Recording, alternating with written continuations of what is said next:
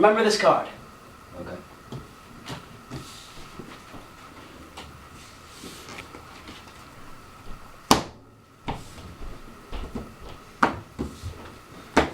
Cut it once for me, sir. Cut it, you fool. Oh, I thought you said pet. Why would I say pet? Okay. You're a fool, sir. You need to talk better. You need to shut up. I don't think you understand, do you?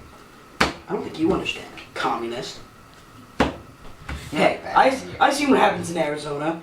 I'm surprised you weren't deported yet, alright? You're an asshole. You realize that? I'm sorry. Okay, yeah. There's no need for that.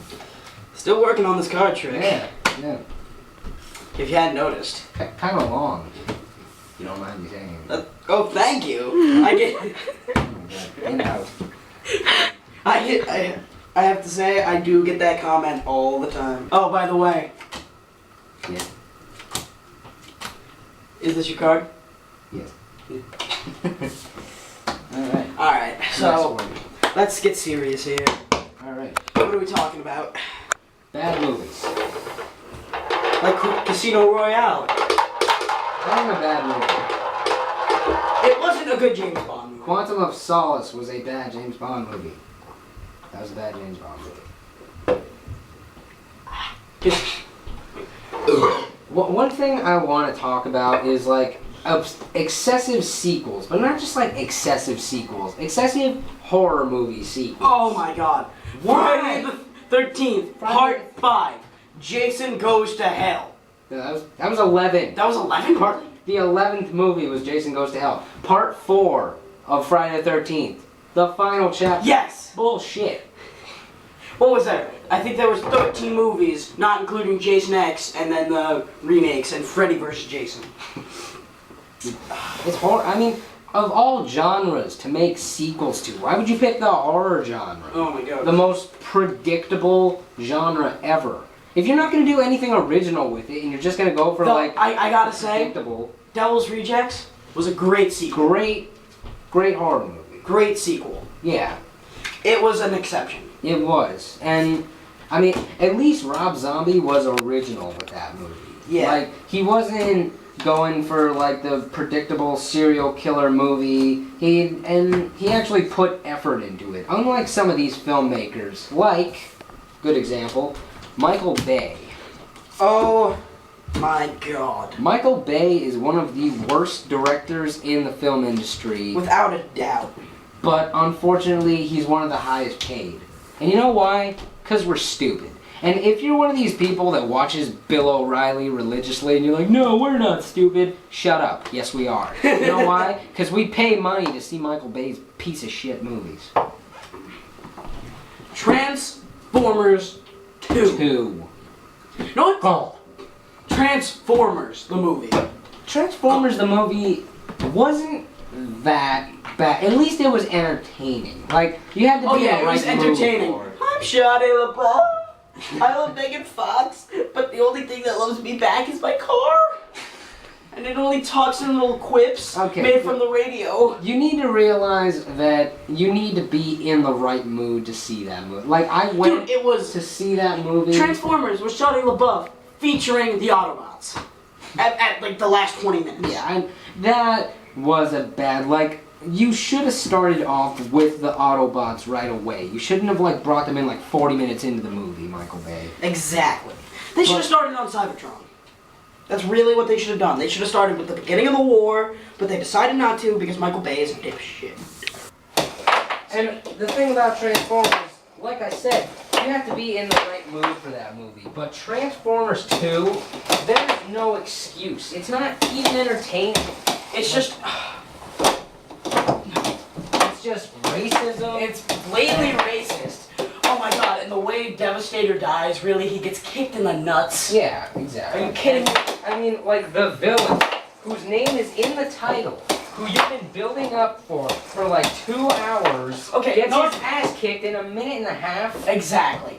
And one thing, let's look at Fallen from the movie.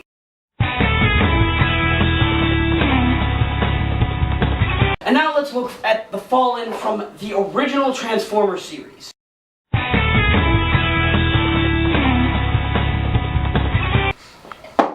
just looks so much more badass than he used to be.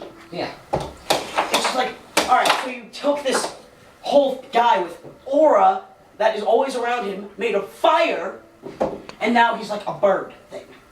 Yeah, exactly. Oh yeah!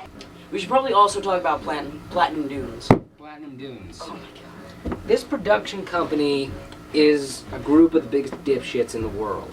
Let's take some of the most popular and well-known horror movies and make god-awful remakes to them. Oh my god. Just to make an extra buck. Because, you know, and Michael Bay's involved in it. He's like the producer of all these piece of shit remakes. And he would. He so would.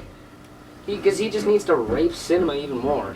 And, I mean, yeah, because he just needs an extra buck in his pocket. Exactly. You know?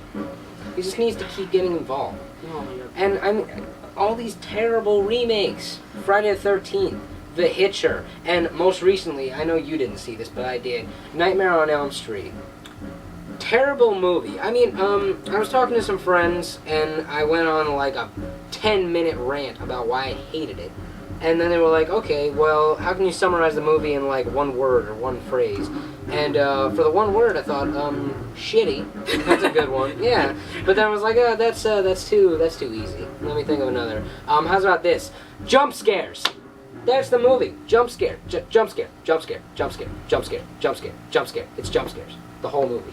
It's jump scares. I don't Though get it. I heard the guy who played Rorschach was really good. Yeah, the guy who played Freddy, his voice at first sounds a little goofy, but he's good. He's the only good part about the movie. He's the only original part. This movie pretty much just stole scenes from the original. The hand in the bathtub scene. I heard that, like, in that scene, it just looks like it's coming out of, like, her ass.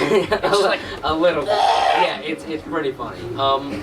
They stole it, and they butchered it. Then they stole the other scene where, like, Freddy's coming through the wall over her bed, and they ruined that, too. Did it have the scene where she was, like, dragged around the whole room? Yeah, they had the scene where, like, she's in the bed, and then she gets picked up, and she's being thrown around the room. I was laughing my ass off, because that scene's hilarious.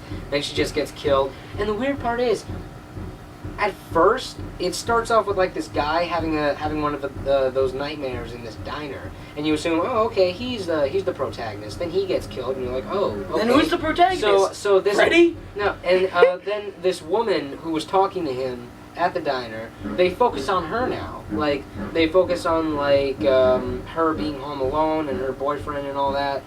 And you assume, okay, she's the protagonist. Then she gets killed, and you're like, okay, who's the protagonist? Focus. Focus. Don't focus on somebody for like 5 minutes and then kill them, make fooling us into thinking she's the protagonist. You need to have pacing. So, the moral of the story, Quantum of Solace sucked. Yeah. Michael Bay sucks ass. That's true. And horror movie remakes. Just stop it. Stop it. Stop it. Enough. Enough We've is had enough is enough. Alright? For Complainish Times, I'm John Rawls. And I'm Brian Yevett. Good night.